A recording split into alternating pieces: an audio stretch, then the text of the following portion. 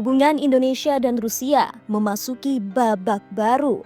Presiden Vladimir Putin dan Presiden Prabowo Subianto bertemu di Rusia dan membicarakan proyek besar-besaran, dari migas, nuklir damai, hingga kecerdasan buatan. Apa saja isi kerjasamanya dan bagaimana dampaknya bagi Indonesia? Dalam pertemuan bilateral di Istana Konstantin, Saint Petersburg, Putin menegaskan keseriusan Rusia untuk memperkuat kerjasama energi dengan Indonesia. Rusia siap menambah pasokan minyak dan gas alam cair ke Indonesia. Perusahaan Zarubezhneft Rusia dan Pertamina sepakat membangun kilang minyak dan kompleks petrokimia di Jawa Timur. Tak hanya itu, Rusia juga menawarkan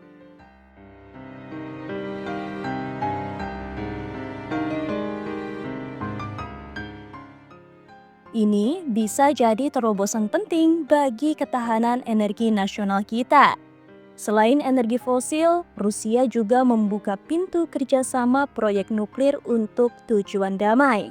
Putin menyebut Indonesia dan Rusia bisa bekerja sama dalam bidang kesehatan, pertanian, pelatihan SDM nuklir. Ini bukan soal senjata, tapi teknologi nuklir sipil yang aman dan produktif. Putin juga menyinggung peluang kerjasama teknologi antara kedua negara. Di antaranya, kecerdasan buatan atau AI, Smart City, teknologi luar angkasa untuk tujuan damai. Rusia bahkan menyatakan siap melatih lebih banyak talenta Indonesia, menyebut lebih dari 500 pelajar asal Indonesia kini sedang belajar di Rusia. Tak cuma kerjasama strategis, Putin juga membahas soal pariwisata dan hubungan antar masyarakat. Rusia telah memulihkan penerbangan langsung dari Moskow ke Bali. Pada Januari 2025, Rusia juga membuka konsulat jenderal di Bali. Ini bisa mendorong wisatawan Rusia datang ke Indonesia dan meningkatkan hubungan budaya antar bangsa.